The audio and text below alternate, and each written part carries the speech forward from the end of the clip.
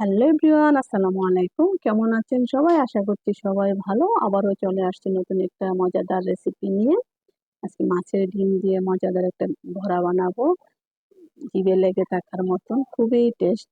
তাহলে চলুন দেখি। এই যে মাছের ডিম নিয়ে নিয়েছি, একটা সিদ্ধ করে আলু নিয়েছি, পেঁয়াজ কুচি করে নিয়েছি, কাঁচামরিচ আর মাছের ডিমটা আমি ফেটিয়ে নিয়েছি উপরে চামড়াটা ফেলে।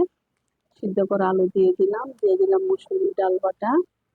আর এখন দিয়ে দিচ্ছি কুচি করা পেঁয়াজ আর কাঁচামরিচ। আমি অর্ধেক পেঁয়াজ কুচি দিয়েছি, আর কিছু রেখে দিয়েছি, পরে কাজে লাগবে আমার। এখন দিয়ে দিব মশলা।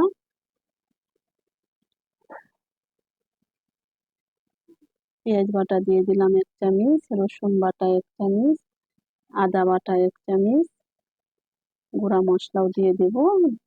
যা রান্না করতে, মাছ রান্না করতে যেই সব মশলা দেওয়া লাগে, ও সব মশলাই দিয়ে দিব। মরিচের গুঁড়া, হলুদের গুঁড়া, জিরা গুঁড়া, ধনে গুঁড়া, স্বাদ মতো লবণ দিয়ে সবগুলাই একসাথে মিশিয়ে নেব। একটু সময় করে ধৈর্য ধরে মাখাতে হবে। মাখানোটা ভালো হলেই ভালো লাগবে। দিয়ে দিচ্ছি একটু লেবুর রস।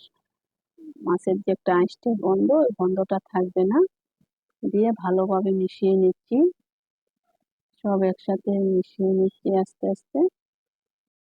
আমার মিশানো হয়ে গেছে। একটু লবণটা মনে হচ্ছে একটু কম হবে, আবার একটু লবণ দিয়ে দিচ্ছি। দিয়ে আবার একটু মিশিয়ে নেব। খুবই মজাদার একটা রেসিপি। যারা এভাবে বানিয়ে খেয়েছেন তারা তো অবশ্যই জানেন, আর যারা খাননি একবার ট্রাই করে দেখবেন। খুবই ভালো লাগে। ভাতের সাথে খাওয়া যাবে, বাচ্চাদের টিফিনেও দেওয়া যাবে, এমনিতে বিকেলে নাস্তা হিসাবেও খাওয়া যায়। খুবই ভালো লাগে।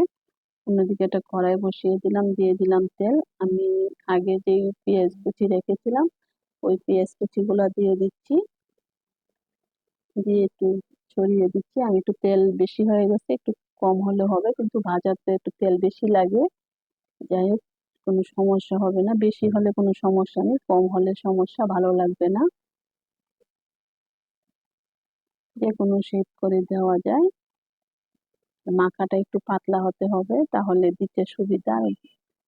শক্ত হয়ে গেলে ভালো লাগবে না। একে একে সবগুলো আমি ভেজে নেব উল্টে পাল্টে।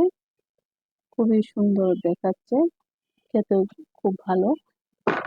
আমার বড়াগুলো হয়ে গেছে, আমি এখন পরিবেশন করে দেখাবো। খুবই টেস্টি একটা বড়া। আশা করছি সবার ভালো লাগবে।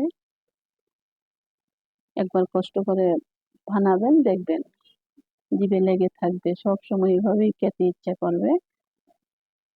অনেকেই ডিম অনেকভাবেই খায়, কিন্তু আমি এভাবেই খাই, সেটাই শেয়ার করলাম। আজকে এই পর্যন্তই। আবার দেখা হবে নতুন কোনো ভিডিওতে। সেই পর্যন্ত সবাই ভালো থাকবেন, আমার জন্য দোয়া করবেন। আল্লাহ হাফেজ।